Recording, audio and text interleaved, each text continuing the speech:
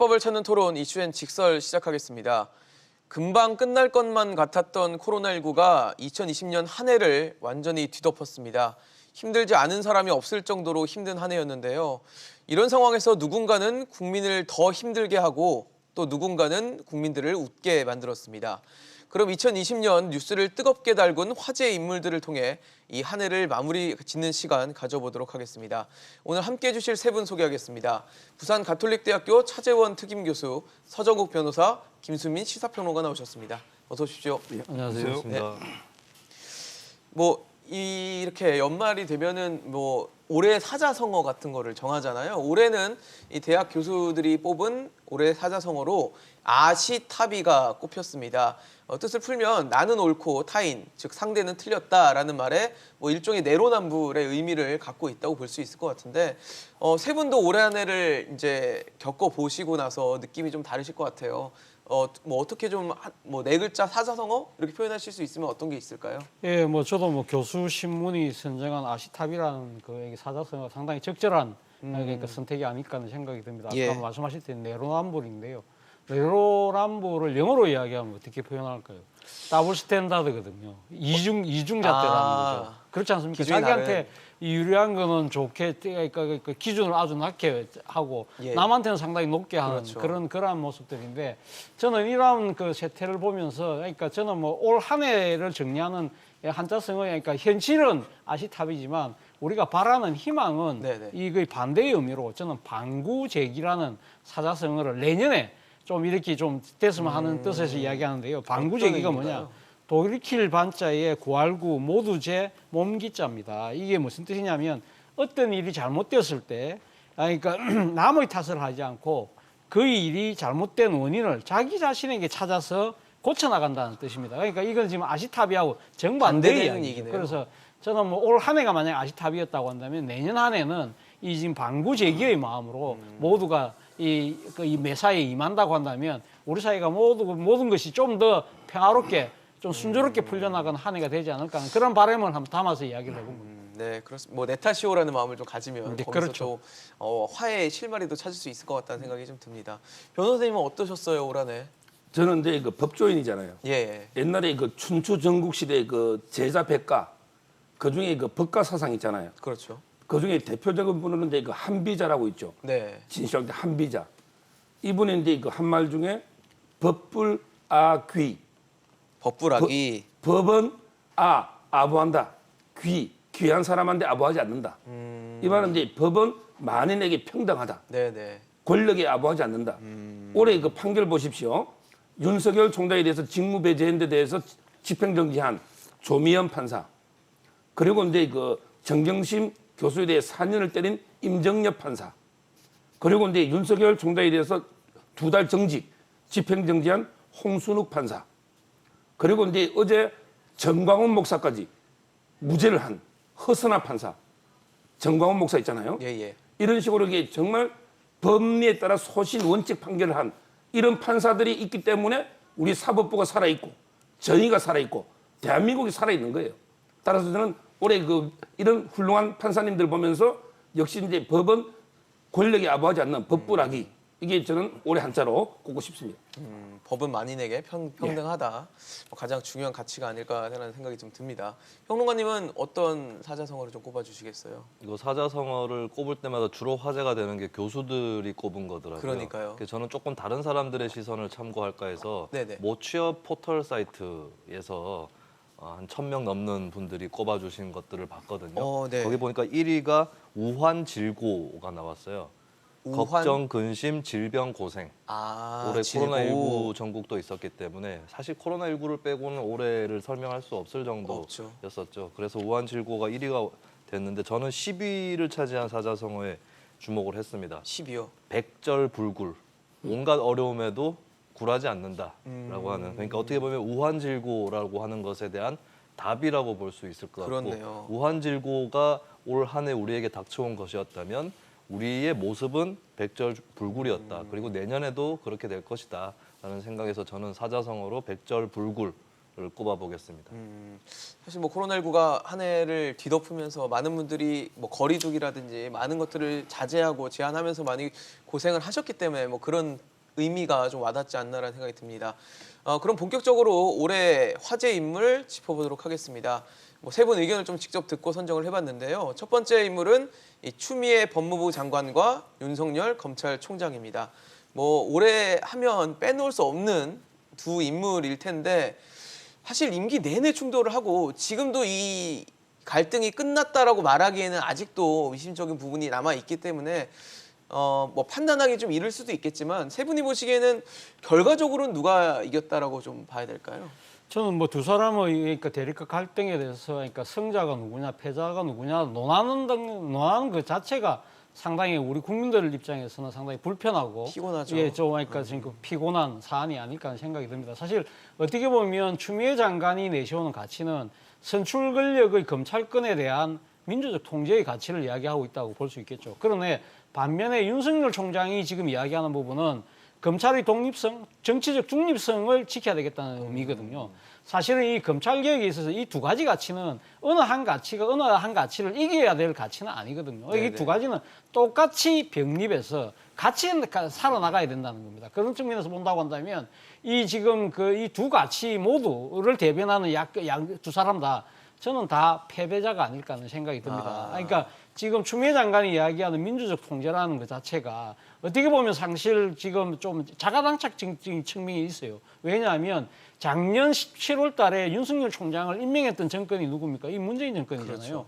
그때 당시 최고의 적임자라고 이야기했던 사람이 윤석열 총장입니다. 그런데 윤석열 총장이 소위 말하는 살아있는 권력에 대한 수사가 진행되니까 그때부터 윤석열 총장을 쳐내기 시작하려는 그런 조짐이 보였잖아요. 그러한 부분들이 그런 지켜보면서 많은 사람들이 이것이 민주적 통제가 거기서 상당히 의미하는 바가 검찰 개혁이 아니고 검찰 장악 아니냐? 이런 생각을 할 수밖에 없는 여러 가지 상황들이 만들어졌다는 거죠. 있었죠. 그 대표적인 것이 이번에 서울행정법원에 두 차례에 걸쳐서 지금 그 이 직무 배제 명령 그리고 또 정직에 대한 징계를 일단 이 지금 서울행정법에 그러니까 스톱시킨 거. 이 부분을 본다고 한다면 이건 절차적 정당성이 문제가 있다는 이야기잖아요. 그렇다고 한다면 많은 사람이 느꼈을 때 민주적 통제에서 민주는 빠지고 통제만 남아 있는 거 아닐까? 그렇다고 하면 이건 검찰 개혁이 아니고 검찰 장악이라고 생각할 가능성이 높다는 거죠. 만약 이런 식의 많은 여론들이 지금 모아졌기 때문에 지금 현 정권에 대한 지지율이 떨어지고 상대적으로 윤석열 총장이 지금 반등하는 지지율이 올라가는 그런 양상을 보이고 있다고 한다면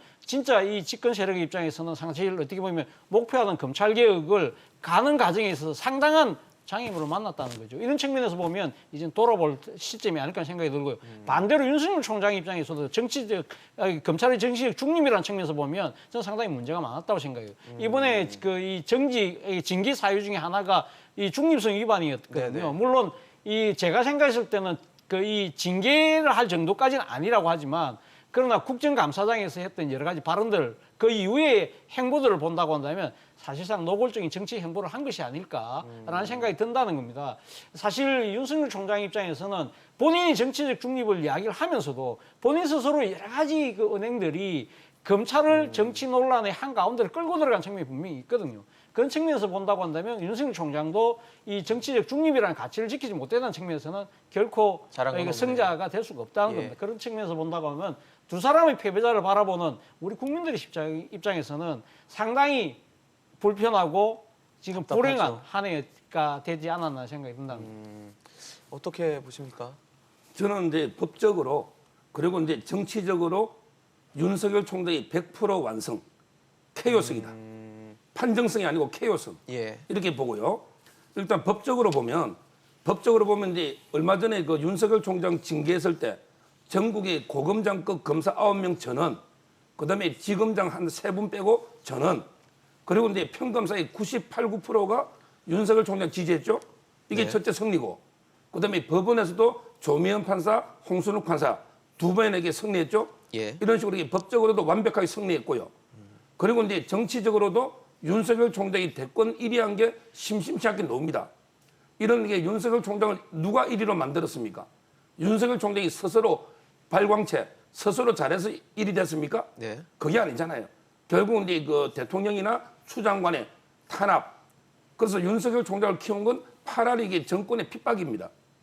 이런 식으로 윤석열 총장은 대권 1위로 올라섰는데 그 여론조사 보니까 추미애 장관은 몇 프로 나옵니까? 보통 이게 뭐 2, 3%.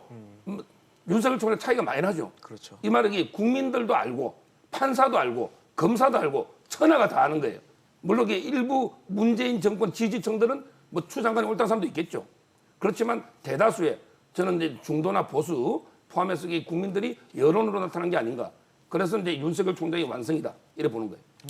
윤 총장의 완승을 손을 들어주셨고 평론가님은 네. 어떻게 보십니까? 이게 승패를 따지려면 게임이 끝이 나야 승패를 따질 네, 수가 네. 있는데 현재로서 게임은 끝나지 않았다.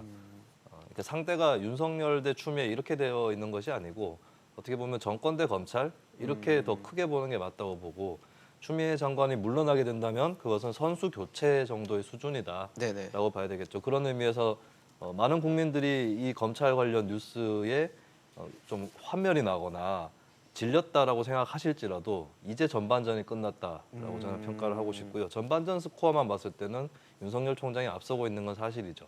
사실 그 추미애 장관이 저는 처음부터 검찰을 굉장히 흔들어 보겠다라고 생각은 안 했다고 봅니다. 왜냐하면 올해 초에 1월에 추미애 장관이 검찰 인사를 하지 않았습니까? 예. 그때도 굉장히 폭풍과 같은 효과가 있었는데 그러니까요. 그러고 나서 추 장관이 조금 이렇게 잠잠해지는 기운들이 느껴져요. 이를테면 대검찰청의 법무부 장관으로서 20년 만에 방문을 해서 검찰총장과 한 30분 정도 환담을 가진다거나 했었던 일도 있었고 총선에서 민주당이 압승한 이후에 한 달 정도는 굉장히 잠잠했습니다. 근데 민주당 의원들이 이제 국회 법제사법위원회라든가 이쪽에서 푸시를 하게 되고 그 다음부터 계속 또 행보들이 나오는 거거든요. 이것은 저는 추미애 장관은 그냥 1번 타자 정도 수준이었다라고 하는 것이고 결국에는 민주당이라는 팀과 윤석열 검찰총장 체제 이쪽의 싸움이었다라고 본다면 내년에도 계속 대결은 이어질 것이다. 박범계 신임 장관이 되더라도 똑같이 이어질 가능성이 높다 이렇게 전망을 해봅니다. 아마 지금 뭐 말씀을 해주셨던 것처럼 여론조사를 보면 윤석열 검찰총장이 범야권에선 1위로 늘 나타나는 분위기고 심지어 뭐 전체 조사에서도 1위를 차지하는 경우가 이제 최근에는 특히 종종 나타나는 경향을 보이다 보니까 윤석열 총장이 정치를 할까에 대한 의문은 계속돼 왔고 아직도 그 대답에 대해서는 뭐 내놓지는 않고 있거든요. 어떻게 보십니까? 일단 뭐 윤석열 총장 입장에서는 일단 자신의 임기 내년 7월까지는 아마 임기를 완수하겠다는 의지가 아주 강한 것 같아요. 그렇기 때문에 그 이후에 행보를 지켜볼 필요가 있습니다만 많은 사람들이 그런 이야기를 해요. 그러니까 지금 보통 이 그 차기 대선 주자 여론조사에서 예. 보통 15%를 넘어가면 그 뛰어들 가능성이 상당히 높다고 봐요. 왜 그러냐면 15%가 일종의 문지방 효과라는 건데요. 영어로 얘기하면 스레스홀드 이펙트라고 해서 그러니까 이제 15% 우리 지금 선거법에도 15%를 넘어가면 후보자는 법정 그러니까 그 선거 경비를 돌려받잖아요. 그렇죠. 그런 것도 있고 보장을 15%가 받죠. 넘어가면 사실은 이 주위에서 기대가 상당히 커지기 때문에 본인 스스로도 붕 뜨는 측면이 분명히 있거든요. 그리고 또 윤석열 총장 입장에서는 지금 1위를 달리고 있다는 거죠. 예, 예. 그렇기 때문에 아마 상당히 그 이 정치적 유혹이 어느 때보다 강할 가능성이 높다는 겁니다. 그런데도 불구하고 저는 윤석열 총장이 반드시 염두에 될 부분은 대선 1년 전 여론조사에서 지지율 1위를 했던 사람들이 대통령 된 경우는 그렇게 많지 않아요. 대표적으로 보면 1997년도에 대통령 선거가 있었는데 1월 달에 그때 당시 1위가 박찬종 전 의원이었습니다. 당시. 근데 그분이 그 한나라당, 당시는 그러니까 그때는 신한국당이었죠. 네네. 신한국당 구룡 중에 한 명이었는데 그 관문을 통과하지 못했었어요. 그리고 2002년도 대선 때도 예. 이때 이 1위가 누구였냐면 이해창 당시 한나라당 대표였거든요. 근데 그 노무현 돌풍에 결국 휘말려서 또 단일화 때문에 결국은 낙마했죠. 안 됐잖아요. 그리고 또 2007년도 당시에도 고건 전 총리가 당시 1위였어요. 근데 이 정치 이 문외한이라는 그러한 극복을 하지 못했고요. 2017년도 경우에도 보면 그때 반기문 외교부 장관, 전 외교부 장관, 유엔 사무총장이 입국하자마자 난리가 났죠. 그렇죠. 그렇지만 그분도 결국 정치 이 경험이 없다는 거, 조직이 없다는 거. 이러한 부분들의 한계를 극복하지 못했다는 겁니다. 근데 제가 생각해도 그런 것보다도 더 중요한 것은 지금은 소셜미디어 시대잖아요. 그렇죠. 그렇다고 한다면 이제는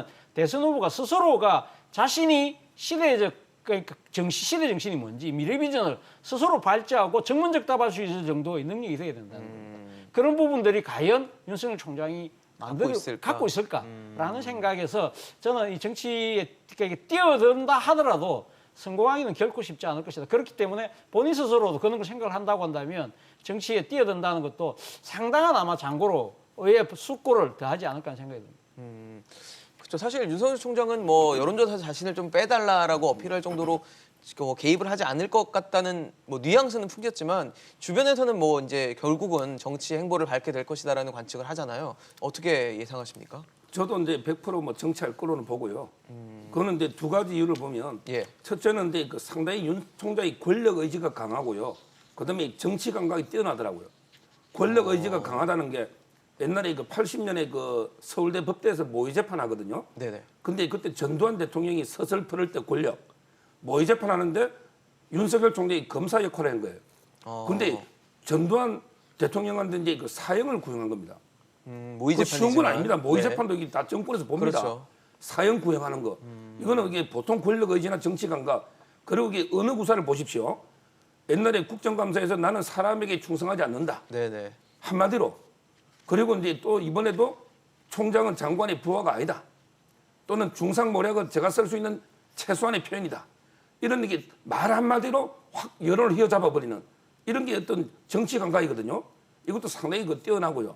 그래서 저는 그분의 캐릭터도 정치할 걸로 보이고 그리고 이제 주위에서 이미 윤석열을 지지하는 주위 정당들 있잖아요. 네네. 이미 여러 당이 생기고 있습니다. 주위 사람들이 대안으로 생각하기 때문에 저는 이게 본인이 달리는 호랑이에서 뛰어내리기 쉽지 않다. 주위의 영향 이것도 있고요. 무엇보다 이게 마지막으로 본인을 살리기 위해서는 정치해야 됩니다. 지금은 이제 그 천하 장모가 이제 그 탄압을 기소가 되고 있잖아요. 예예. 그리고 이제 본인도 공수처 1호 수사 대상이다. 이런 말이 있거든요. 그럼 이게 본인을 방어하기 위해서는 정치를 해야만 여론조사 1위로 대권 후보가 돼야만 방어가 될 거 아닙니까? 이런 게 모든 주위 환경 캐릭터 자기 방어 볼 때 저는 정치할 걸로 보이고 상당히 나름대로는 옛날에 뭐 우리 이거 이해창이나 또는 이제 반기문 그다음에 황교안 이런 대표하고는 달리 상당히 좀 선전할 걸로 보입니다. 네. 사실 지금 뭐 윤석열 검찰총장이 사실 한 분야의 스페셜리스트이기 때문에 뭐 소통 능력이나 이런 걸 봤을 때는 정치하기는 쉽지 않을 것이라는 전망도 있어요. 어떻게 보세요? 그거 부분은 저는 검사치고는 좀 다르다는 생각을 합니다. 국정감사에서 발언하는 것도 보면은 뭐 굉장히 능숙하고 매끄럽게 얘기를 하는 것은 아니지만 네네. 여러 가지 발언의 표현이나, 각도라든지 예. 또 딱 언론에서 받아쓰기 좋은 그런 표현이라든지 이런 것들을 봤을 때는 나름대로 언어적 소통적 훈련은 잘 돼 있다라고 하는 측면에서 우리가 흔히 알고 있었던 검사 혹은 공무원의 이미지하고는 좀 다르다는 생각을 하고요. 근데 이제 정치인으로서 적합한지는 계속해서 관찰을 해보고 검증을 해야 될 대상인데 아직까지 과대평가할 이유는 없다고 생각을 합니다. 예. 방금 서정욱 변호사께서 과거의 이력이라든지 또 어록 이런 것들을 말씀을 하셨는데 가만히 보면은 다 어떻게 보면 반사적인 것들이에요. 그때 전두환 씨가 있었기 때문에 전두환에 대한 사형 구형을 했던 것이고 사람에게 충성하지 않는다라는 말은 사실은 윤 총장이 한 말이 아닙니다. 그 과거에 새누리당 의원이 사람에게 충성하는 거 아닙니까? 라고 질문을 하니까 사람에게 충성하지 않습니다. 이렇게 해서 그러게 된 거거든요. 그리고 장관의 부하가 아니다. 검찰총장은 부하가 아니다라고 한 것도 추미애 장관이 수명자 이런 표현들을 써가면서 수직적 종속 관계인 것처럼 얘기를 했기 때문에 거기에 반박을 한 것이죠. 대답을 하고 응답을 하는 과정에서 생긴 그렇습니다. 발언일 수 그렇다면 이제 있다는 윤 총장의 말씀이시네요. 지지세는 어떻게 형성됐느냐 이걸 봤을 때 사실은 문재인 정권에 대한 반사작용으로 생긴 것이 크거든요. 윤 총장을 지지하는 중도 보수의 폭넓은 스펙트럼이라든지 심지어는 진보층에서도 어느 정도의 지지율이 나오고 있는데 이런 부분들이 이제 문재인 정권에 대한 대항마로서의 성격을 갖고 있는 건데 그래도 정치는 포지티브한 기조가 있어야 되고 나 아니면 안 된다. 이 사람이어야 한다라고 하는 그런 분명한 인상을 심어줘야 되는데 아직 그 단계에는 이러지 못했다라고 저는 진단을 해봅니다. 알겠습니다. 사실 두 번째로 꼽은 화제 인물도 체크해 보도록 하겠습니다. 작년 이맘때쯤 아마 가장 뜨거운 화제 인물 중에 하나였을 텐데 또 법무부 장관이에요, 전직. 조국 전 법무부 장관 그리고 그의 배우자인 정경심 동양대 교수입니다. 특히 정경심 교수는 최근 1심에서 징역 4년 그리고 벌금 235억 원을 선고받았는데 논란이 끊이지가 않네요, 교수님. 계속됩니다. 뭐 그렇습니다. 그러니까 조국 전 장관 같은 경우는 사실로 어떻게 보면 이 사안 자체가 끝난 게 아니잖아요. 아까 말씀하셨듯이 계속되죠. 지금 정경심 교수에 대한 재판이 계속적으로 지속될 수밖에 없는 그런 상황이었고, 그리고 또 이번에 최근에 나왔던 정경심 교수에 대한 재판 결과가 상당히 많은 사람들의 예상과는 달리 상당히 강력하게 중형을 선고받았어요. 맞습니다. 그리고 그 과정에서 지금 뭐 판결문이 여러 개 나왔는데, 그러니까 판결문에 상세하게 지금 소개되고 있잖아요. 그 상황에서 본다고 한다면 사실 지금 정경심 교수가 갖고 있는 여러 가지 15개 혐의 중에 11개가 지금 그러니까 유죄로 인정을 받았거든요. 그러한 부분들 중에서 그 중에서도 가장 그러니까 이 국민들의 정서하고 상당히 그러니까 배치될 수밖에 없는 부분이 지금 그 딸의 그러니까 지금 부정 입학과 관련된 그 부분이라는 겁니다. 그 부분에 대해서 상당히 구체적이고 상당히 그러니까 그 이 좀 많이 실체를 드러낸 그러한 그 판결문의 그러니까 이 지금 그 요지들 때문에 상당히 아마 이 지금 그 이 사항 자체에 대해서 그동안 조국 전 장관을 옹호했던 측면에서 봤을 이 지지층 입장에서는 상당히 그 판사 뭐 이 탄핵까지 이야기하면서 강력하게 반발합니다만 아마 다수의 국민들 입장에서는 상당히 아마 조국 장관 부부에 대한 아마 이 좀 나름대로의 배신감, 박탈감이 좀 더 커지는 상황이 아닐까 하는 생각이 들고요. 예. 이러한 상황이 계속적으로 지속됨에 따라서 더 조국 전 장관 입장에서는 자신에 대한 여러 가지가 그러니까 지금 옹호를 더 열심히 할 수밖에 없는 그런 상황으로 내몰리고 있다는 것이죠. 실제 이 조국 사태가 일어나고 난 뒤에 본인 스스로가 상당히 자제했던 소셜 미디어 이 그 여러 가지 활동들을 그동안 다시 지금 재개하면서 강력하게 자신의 메시지를 전달하는 측면이 분명히 있거든요. 그러다 보니까 이슈의 한가운데, 뉴스의 한가운데에 놓일 수밖에 없는 것인데 그것이 과연 본인과 이 가족들을 위해서 바람직한 것인가의 부분에 대해서는 저는 좀 견해가 다르긴 합니다만 어쨌든 본인 입장에서는 상당히 뉴스의 중심에 놓일수록 더 자신의 발언을 하고 싶어하는 욕구가 강한 것 같아요. 그러다 보니까 계속 인구에 해자되는 그러한 이 지금 이 순환이 예. 반복되고 있는 것 같습니다. 제가 앞서 그 정경심 교수에 대한 1심 선고를 징역 4년의 벌금액을 제가 잘못 말씀드렸는데 벌금액은 5억 원으로 지금 선고가 내려진 상황입니다. 지금 사실 뭐 정경심 교수 재판도 지금 1심밖에 안 됐고 항소를 할 거고 그다음에 조국 전 장관에 대한 재판도 지금 진행이 되고 있기 때문에 굉장히 좀 오래 이 사안을 국민들이 지켜봐야 될 것 같다는 생각이 들거든요. 그렇죠. 정경심 교수 판결인데 1년 4개월 만에 판결이 나왔고요. 그러니까요. 뭐 제가 보기에 그 조국 전 장관은요. 저는 이제 정경심 교수보다는 혐의 내용이 무겁다. 이렇게 봅니다. 일단 이제 정경심 교수 판결 중에 서울대 공익인권법센터 있잖아요. 네. 그리고 이제 그 부산의 아쿠아팰리스 호텔 인턴 이거는 이제 조국 장관이 주도했다. 이런 이제 위조가 2개 있고요. 예. 그리고 이제 또 이제 그 조국 장관은 이제 공직자잖아요. 민정수석. 이런 공직자 재산 허위 신고 있잖아요. 예. 이런 윤리법 이런 게 있고요. 그리고 이제 그 부산의 그 조민이잖아요. 딸이 이제 유급당했는데 장학금 받은 거 있잖아요. 네. 이거는 이제 뇌물로 기소된 게 추가가 있고요. 뇌물로. 그리고 이제 그 무엇보다 이제 그 유재수 감찰 사건 있잖아요. 예. 이것도 이게 조국 장관한테 혐의가 있고요. 이런 식으로 정경심 교수하고 이제 겹치는 거는 겹치고. 그러니까요. 그다음에 정경심 교수가 없는 죄들이 유재수 감찰, 뇌물, 공직자 윤리법 이런 데 여러 가지가 추가로 또 있거든요. 그러니까요. 그리고 마지막으로 이제 정경심 교수가 무죄 받은 거 있잖아요. 컴퓨터 우리 김경록 씨 자산 관리하는 컴퓨터를 이렇게 반출한 그 증거인멸이잖아요. 예. 그런데 정경심 교수가 공동정범이 돼버렸잖아. 교사가 아니고. 그래서 이제 정경심 교수는 자기 사건이니까 무죄가 됐지만 조국 장관은 자기 사건이 아니에요. 동양대 컴퓨터를 반출한 거는 증거인멸의 교사가 됩니다. 네. 왜? 부인 사건은 본인 사건이 아니잖아요.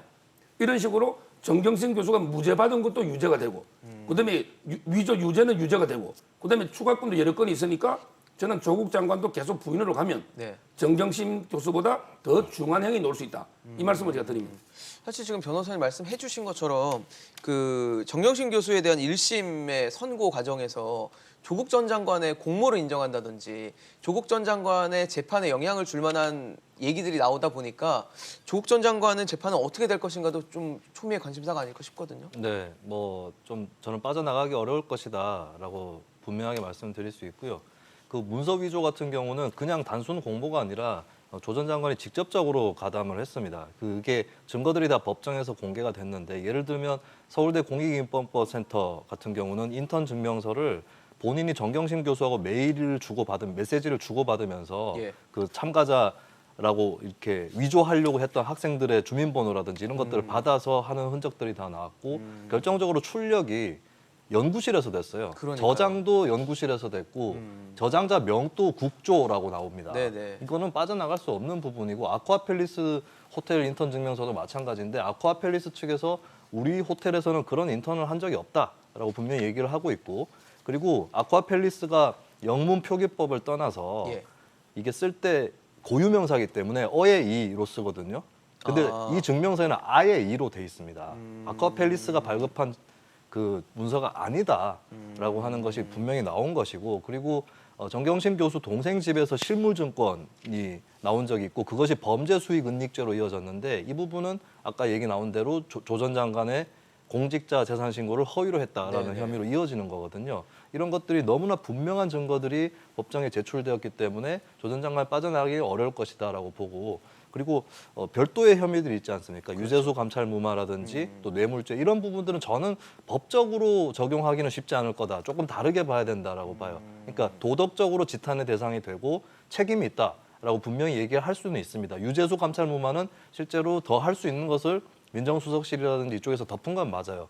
근데 여기에 대해서 직권남용죄가 성립하느냐 했을 때 직권남용은 좀 까다롭고 엄격하게 심사를 해서 적용할 필요가 있거든요. 그렇지 않으면 공무원이 하는 여러 가지 행동들이 다 직권남용에 직권남용으로 몰릴 수 해당할 수 있으니까. 있기 때문에 그 부분은 조 전 장관이 무죄로 피해 나갈 가능성은 있다.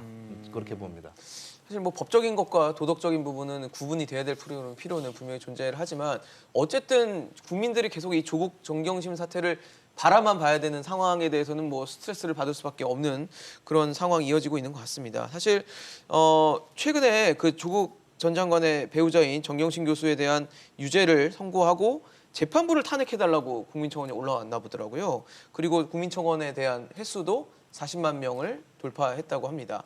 근데 사실 여기에 여당도 힘을 보태고 있어요. 또 재판부에 대해서 이걸 사실 사법부는 좀 독립받아야 되는 독립적으로 존재를 해야 되는 곳인데 맞습니다. 이렇게 흔들리는 것이 맞는가에 대해서는 의문이 좀 달리거든요. 저는 뭐 우리나라가 지금 그러니까 재판을 지금 공개 재판을 하잖아요. 그렇다고 한다면 누구나 그 재판의 그 핑계에 대해서는 그러니까 나름대로 자신의 그러니까 근거를 논거를 대면서 그러니까 비판을 할 수는 있어요. 예, 그러나 예. 그 재판부가 마음에 안 든다고 해서 쫓아내야 된다는 식의 그 주장을 하는 부분은 저는 좀 지나친 것이 아닐까 하는 생각이 듭니다. 만약에 그런 것이 실제 관철된다고 한다면 사법부의 독립에 심각한 영향을 줄 수밖에 없는 것이죠. 그렇죠. 50년대 자유당 정권 때 예를 들면 뭐 여러 가지 반공법이나 국가보안법 관련돼서 이 지금 뭐 기소됐던 사건들에 대해서 판사들이 사실 그러니까 거기에 대해서 무죄를 선고를 하면 소위 말하는 뭐 이 반공청령단을 비롯해서 이런 상당히 그러니까 이 정권적인 이거 행동대들이 네. 법원을 난립하는 그 정도 수준은 아닙니다만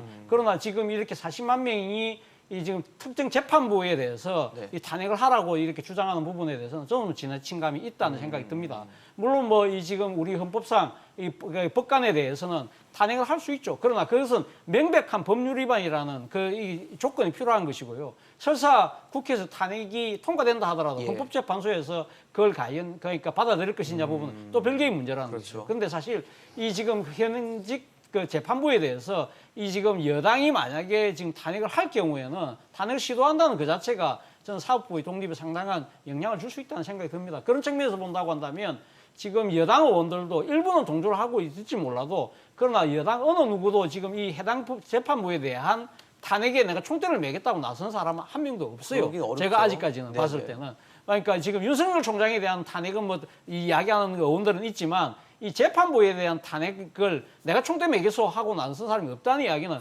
그만큼 이 지금 40만 명이 뜨거운 목소리는 있지만 이것이 현실화될 가능성은 반대로 낮다는 것을 반영하는 것이 아닐까 하는 생각이 듭니다. 사실 국민청원 공간이 좀 뭐 일종의 소원수리 공간처럼 좀 바뀌는 경향들이 좀 보이는데 지금 사법부를 이렇게 독립성을 흔들 수 있는 요소들은 좀 민주주의 사회에서는 좀 위해가 되는 부분은 있지 않을까라는 생각이 들거든요. 일단 저는 이제 청와대 청원 있잖아요. 제도가 문제가 있는 게 청와대가 이제 탄핵하는 기관이 아니잖아요. 탄핵 권한이 없잖아요. 이런 데 청와대가 할 수 없는 걸 청와대 청원 였는 거 있잖아요. 이건 좀 개선해야 되고 그다음에 탄핵에 대해서는 이제 비유컨대 축구로 비유해 보면요. 제가 이제 축구를 하는데 심판이 약간 이게 불공정하게 좀 심판이 마음에 안 들어요. 그럼 이게 도중에 심판 바꿔달라. 이게 됩니까? 판사는 심판입니다.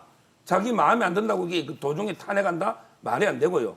우리가 이제 이거 물론 판사도 신이 아니죠. 예. 판사도 사람이니까 판결에 대해서 이제 오판할 수가 있습니다. 그래서 이제 우리나라는 삼심 제도를 두고 있죠. 그렇죠. 항소하거나 대법원에 상고하거나 그리고 이제 확정된 판결에 대해서는 재심 제도가 있잖아요. 이렇게 이제 저는 적법한 절차로 불복하고 그리고 논리적으로 이게 비판해야지 무조건 이게 판사를 갖다가 인신공격하거나 또는 이제 신상 털기하잖아요. 이런 거는 제가 보기에 그 사법부 독립, 상권 분립에 중대한 해악이 되고 상권 분립이 무너지면 민주주의가 무너지는 거예요. 그리고 이제 법치주의가 무너지는 거예요. 그러면 이게 나라가 무너지는 거예요. 정말 저는 자제해야 된다. 그래 봅니다. 네.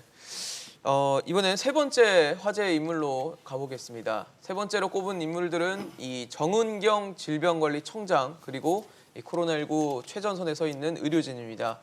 사실 코로나19라는 위기, 전대미문의 위기가 1년 가까이 지속되는 상황에서 의료진들이 굉장히 많은 고생을 하고 있고 정은경 청장 같은 경우는 눈에 보이는 부분들이 있더라고요. 처음에 브리핑할 때랑 지금 브리핑할 때랑 모습이 너무 달라져 있는 그런 모습들 속에서 진정한 뭐 영웅이다라는 칭송까지도 받고 있는데 뭐 평가에 대해서는 뭐 다를 수 있겠지만 헌신을 했다는 것 자체에 대해서는 뭐 이견이 없을 것 같습니다. 어떻게 보십니까? 네, 정은경 청장은 해외 외신에서도 굉장히 주목하는 인물일 텐데 타임즈에서도 그것은, 예, 언급이 됐고요. 한국의 보건의료 관련한 일을 하는 사람들을 대표했다고 볼 수 있을 것 같아요. 맞습니다. 그러니까 정은경 한 명에 대한 지지라든지 관심이 아니다라는 것을 전제를 할 필요가 있고, 근데 그렇게 치더라도 이제 정은경 청장의 어떤 캐릭터라든지 이런 것들도 충분히 관심을 모을 만한 그런 캐릭터였다고 봅니다.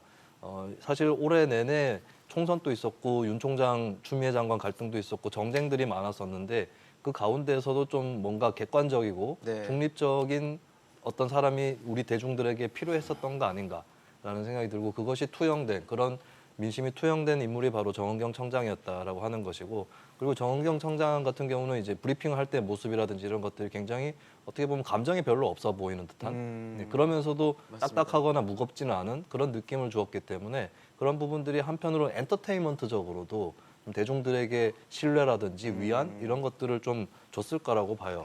근데 앞으로는 고비들이 남아 있습니다. 뭐냐면 이제 K 방역이라고 하는 신화가 깨져나가고 있습니다. 공공적으로도 병상이라든지 인프라가 그동안에 그다지 나아지지 않았다라고 하는 것이 현재 드러나고 있고 그리고 정은경 청장은 사실 정은경 청장은 거리두기 3단계 격상이라든가 이런 것들을 원하는 것으로 보입니다.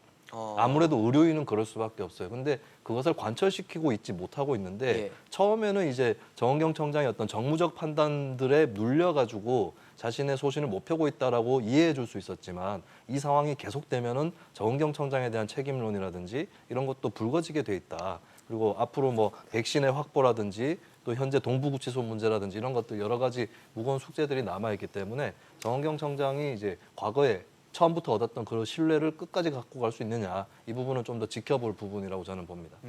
저는 이게 전혀 네. 견해를 달리하는데 정은경 청장이 됐어요. 예. 전혀. 예. 왜냐하면 이게 하루에 150회 뭐 1년에 브리핑했다는데 오늘은 이제 확진자가 몇 명이 나오고 뭐 몇 명이 나오고 있잖아요. 이게 청장이 할 일입니까? 이거는 사무관 게 실무자도 할 수 있는 거 아닙니까? 브리핑은. 청장이라는 게 뭐예요? 정무적인 판단해서 대통령하고 이제 그 단판을 지어서 직언해가지고 중국 입국자 막아야 됩니다. 백신 신속하게 확보해야 됩니다. 구치소 위험시 이렇게 막아야 됩니다. 요양시설 병원 이렇게 확보해야 됩니다. 이렇게 큼직큼직한 정책적 판단을 대통령한테 직언하는 거 이게 청장의 역할 아닙니까? 150번 아니라 뭐 300번 놓고 오늘 몇 명 놓은 거 원고 좀 이게 저도 읽어요. 네. 그렇잖아요. 몇 명 나왔다만 브리핑을 하는 건 아니더라고요. 근데 이분이 그거는 이제 대통령하고 다른, 네. 제 말은 단판을 지가지고 대통령의 잘못된 판단을 바로잡은 게 뭐가 있냐 말이에요. 지금 동부구치소에 790명 몇 명입니까? 울부짖고 있어요. 살려달라고. 요양원에게 병실이 부족해서 죽어가고 있습니다. 여기서 뭐 K방역 누가 잘했니? 어떻게 합니까? 대통령이 모더나 전화해서 2천만 분? 이게 말이 됩니까? 쇼하는 게? 지금 이게 국민들 죽어가고 있어요. 제가 보기에 전부 잘못한 책임자들이 어떻게 뭐 공신입니까? 지금 저기 방역이 제가 너무 답답해서 그 울부짖음이 안 느끼란 말이에요. 그래서 제가 반론을 좀 펴는 거예요. 네. 아니 제가 마지막에 K방역 신화가 깨져가고 있다고 얘기를 드렸기 때문에 전혀 다른 의견은 아니다라고 네네. 말씀드리고 한마디만 더 보태면 중국발 입국을 막았어야 한다. 이 부분은 동의하지 않는다라고 말씀을 드리겠습니다. 알겠습니다. 저도 서정욱 변호사님 말씀에 좀 반론을 좀 하고 네, 네, 싶은데요. 주시죠. 저는 뭐 정영경 본부장이 그러니까 150회 브리핑한 거 말고 뭐가 있느냐는 식의 이 주장, 뭐 일견 뭐 일리 있게 들리긴 합니다만, 그러나 그거보다 더 중요한 부분은 이 지금 그러니까 이 전대미문의 간염병이잖아요. 그렇다고 한다면 이 지금 병에 대한 실체를 잘 모르고 있는 상황에서 그렇죠. 국민의 경각심을 불러일으키고 무엇보다도 다 한마음 한뜻으로 이 방역에 최선을 다해야 되겠다는 의견을 모은다는 것 자체. 네. 이 소위 말하는 그러한 부분들은 그러니까 이 정부 그러니까 당국자의 신뢰가 전제되지 않고는 그것이 불가능하거든요.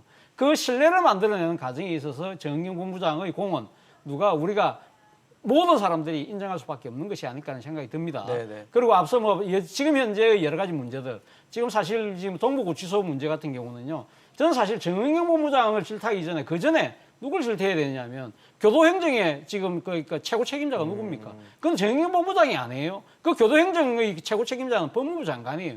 법무부 장관을 사실 탓해야 되는 것이죠. 그러니까 정영경 본부장이 전 부처의 모든 조직이 일어나는 일을 어떻게 다 커버를 합니까? 물론 그것이 딱 불거지고 난 뒤에 나중에 그걸 갖다가 어떻게 극복할 거냐 부분은 질병관리청의 이야기지만 그 이전에 지금 그 조짐이 보이고 초동 조치를 하고 하는 부분들은 일일이 다 신경 쓸 그 수는 행정 없는 책임자가 거죠. 있다는 것이죠. 그리고 지금 이 백신의 문제도 말이죠. 네네. 어제 뭐 일간신문에 그거 나왔잖아요. 미국 같은 경우에 11조 원의 미리 예산을 주면서 정권을 다 줬다. 그 정권을 맡긴 그 학자가 미국 국적을 갖고 있긴 하지만 삼중 국적자라고 그래요. 그리고 이슬람 교도라고 그래요. 근데 트럼프 대통령이 유일하게 잘한 것이 그러니까 지금 정권적 차원에서 이 백신 확보를 네. 정권을 줬다는 겁니다. 그런데 그런 측면에서 보면 우리나라 같은 경우는 사실 어느 누구도 어느 정파도 그럼 그 질병관리청에 그럼 정권 줘라고 이임하는 경우는 없었기 이야기한 때문에. 경우가 아무도 없지 않습니까? 다 결과론적으로 하는 이야기인데 물론 지금 백신 확보 문제는 국민들의 불만 그리고 상당히 지금 불안이 녹여 있는 건 분명해 그렇죠. 보입니다만 이러한 부분들이 지금 그러니까 지금 오롯이 정영경 질병관리청장의 탓이라고 이야기하기는 저는 상당히 좀 지나친 측면이 있다는 생각이 듭니다. 아마 뭐 세 분의 의견이 국민들의 의견이지 않을까, 생각을 좀 각도를 다르게 보고 있는 부분이 분명히 존재한다라는 생각이 듭니다. 이번에 마지막으로 꼽은 인물, 화제 인물은 뭐 말씀만 드려도 기분이 좋아지실 인물입니다. 지금 화면에 나가고 있죠. BTS 방탄소년단과 이 손흥민 선수입니다. 사실 올해 워낙 뭐 굵직굵직한 좋은 이슈들, 밝은 이슈들을 많이 갖다 준 지금 화제 인물들인데 평론가님은 어떠세요? 뭐 중간중간에 뭐 요즘에 음악도 많이 들려 나오고요. 네. 손흥민 선수 플레이하는 장면도 많이 나오거든요. 제 개인적으로는 BTS보다 블랙핑크를 꼽고 싶은데 네. 아직까지는 BTS가 더 빌보드라는 기록이 좀 있어서 네, 좋기 때문에 BTS와 손흥민의 공통점이랄 만한 게 있어요. 제가 봤을 때 이렇게 손흥민 선수 같은 경우에 과거에 차범근 선수라든지 박지성 선수하고 좀 달라 보이는 게 글쎄요. 옛날에는 와 한국 사람이 저기 큰 무대에 나가서 활약하고 있어 이런 생각을 하게 됐단 말이죠. 그렇죠. 근데 지금은 그냥 큰 무대에서 뛰고 있는 선수인데 한국 출신이야 이런 느낌이 있어요. BTS도 마찬가지입니다. 그러니까 어떻게 보면 BTS는 한국 가요의 가수라고 볼 수는 없어요. 저는 K-팝이 과연 한국 가요하고 똑같은 말인가? 아니라고 봅니다. 전 세계 팝이 있는데 한국에서 처음에 시작돼서 사람들이 배출된 그 정도의 의미를 갖고 있다. 굉장히 이제 글로벌리즘적인 의미를 갖고 있다는 의미에서 저는 손흥민 선수하고 BTS에 좀 공통점이 있다라고 보는 것이고 어떻게 보면은 왜 그 인터넷 속어로 뭐 국뽕이란 말이 있잖아요. 그렇죠. 근데 그것도 이제 허용하지 않는다. 아주 자연스럽게 그냥 한국 출신 사람들이 활약을 하고 아예 있고 글로벌라이제이션이 됐죠. 그렇습니다. 그리고 저는 한국뿐만 아니라 다른 나라에서도 저런 일들이 돌아가면서 발생할 수 있다. 근데 다만 한국이 조금 앞섰을 뿐이다라고 생각을 합니다. 어떻게 보면은 진짜 세계화, 그러니까 어떤 그 중심부라든지 서구 중심이라든지 그런 세계화가 아니라 진짜 세계화가 시작되고 있다라고 하는 그 신호탄을 어쩌다 보니 한국 출신의 뮤지션과 또 스포츠 선수가 신호탄을 쏘아 올린 게 아닌가 그런 생각을 또 하게 됩니다. 사실 올해 뉴스들이 다 안 좋았어요. 코로나 때문에 힘들다, 어렵다 이런 얘기 속에서 그래도 밝은 뉴스를 전해줄 수 있는 인물들이었던 것 같거든요. 그렇죠. 근데 그 백범 김구 선생이 있잖아요. 네네. 백범 김구의 그 백범 일지에 보면요. 이런 말이 나옵니다. 나는 근데 우리나라가 군사적으로 강국이 되는 걸 원하지 않는다. 군사적으로는 이제 우리나라 지킬 정도만 하면 돼요. 그다음에 경제적으로 강국이 되는 것도 원하지 않는다. 먹고 살 만큼만 있으면 돼요. 근데 우리나라 내가 진짜 원하는 거는 문화적인 강국, 문화. 그게 저는 상당히 그 와닿더라고요. 결국 이제 BTS라든지 뭐 손흥민 선수 이런 이제 한류 문화 있잖아요. 예. 이런 게 정말 우리나라를 전 세계에 빛내고요. 제가 보기에 뭐 자동차 핸드폰 수출보다 또 이게 몇 배 더 네. 눈에 보이지 않는 파급력들이, 무형의 이제 저희 코리아 브랜드 있잖아요. 이런 게 애국자거든요. 그렇죠. 따라서 저는 이런 분들이 그 한류 열풍 정말 높이 평가하고요. 뭐 올해 인물로 꼽아도 손색이 없다 이래 봅니다. 사실 지금 저희가 오늘 방송을 진행하기 전에 세 분에게서 그 올해 화제 인물 누가 좀 떠오르세요라고 여쭤봤습니다. 그래서 꼽은 인물들이 뭐 비슷하게 같이 꼽아주신 분들도 있고 다른 분들도 있어요. 교수님은 좀 지금 저희 언급하지 않은 인물들 중에 누가 좀 기억에 남으십니까? 근데 저는 앞서 그 두 분이 이야기했던 BTS하고 손흥민을 좀 이야기하고 싶거든요. 아 그러세요? 더 말씀 네, 주시죠. 네, 그러면. 네. 저는 사실 BTS가 지금 하니까 그 빌보드 차트 1위 뭐 지금 하니까 연속해서 지금 뭐 세 번째 네. 그렇게 지금 1위를 했다는데 그 중에서 저는 가장 중요한 부분이 저는 상당히 하니까 언어의 장벽을 깼다. 한국어 가사가 돼 있는 라이프 고존이라는 그런 한국어 가사로만 그렇죠. 1위를 했거든요. 맞아요. 봉준호 감독이 아카데미상을 수상하면서 뭐라고 이야기했습니까? 1인치의 자막의 장벽을 깼다고 이야기하는데 사실 이 영화에서의 자막을 1인치 장벽을 깨는 것보다 말로 아니 그러니까 한국어 가사로서만 세계 1등을 한다? 이거는 오히려 더 힘들 거예요. 사실 우리가 영어 노래를 부르는 거는 좀 익숙하 그렇죠. 있잖아요. 근데 팝송이나 이런 그러니까 것들은. 거꾸로 이야기하면 미국 사람들이 한국어 가사로 노래를 할 그러니까요. 정도로 즐길 정도가 된다는 것 자체는 떼창을 하더라고요. 떼창을 하는 네. 그러니까 그것이 저는 상당히 저는 유의미한 장면이 아닐까 하는 생각이고요. 그리고 손흥민 선수가 이번에 푸스카스상을 받았어요. 네, 그러니까 한국인 가장 멋진 골을 넣은 상이잖아요. 그렇죠. 근데 이 푸스카스라는 사람이 누군지 아십니까? 누군가요? 헝가리의 전설적인 축구 영웅입니다. 1954년 스위스 월드컵 때 헝가리가 준우승을 했거든요. 예, 예. 그때 당시 그 우승의 푸스카스가. 주역이죠. 예. 근데 우리나라가 우리가 월드컵을 제일 처음 나간 게 1954년 월드컵 축구였어요. 네, 네. 그 1차전에서 상대가 누구냐면 헝가리였어요. 아. 그때 우리나라가 9대 0으로 졌어요. 그때 우리나라한테 두 골을 넣은 사람이 푸스카스입니다. 아. 이 푸스카스가 사실 이 50년대 축구를 좋아했던 사람들한테는 상당히 우리한테는 상당히 조금 멀고 좀 싫어할 수밖에 네, 없는 상인데 두 골이나 넣었네요. 저는 이 손흥민 선수가 그 딴 사람들에게 푸스카스상을 받은 부분 이 부분은 정말 박수를 치고 싶더라고요. 앞서 교수님이 꼽아준 인물 중에 이날치 밴드가 있던데. 이날치 밴드도 요거 제가 한번 설명해 주시면 저는 좋을 그 것 같아요. 봄내로 온다는 그 국악풍 가사 원래부터 좋아했어요. 처음 나왔을 때 좋아했는데 이 지금 이날치하고 또 이 댄스 팀이 있어요. 그 댄스 팀 이름을 정확하게 모르겠는데 네네. 그 두 팀이 결합이 돼서 한국관광공사가 이번에 홍보 지금 이 동영상을 만들었는데 그게 세계적인 히트를 쳤어요. 그러니까 한국식의 그 음조 그리고 가사 그리고 또 한국 특유의 그 전통이 녹여든 그런 댄스가 상당히 세계 사람들한테 어필을 했다는 것이죠. 그 댄스가 뭐 앰비규어스 네, 맞아요. 앰비규어스 댄스 팀이 컴퍼니를 맞습니다. 말씀하시는 것 같네요. 예.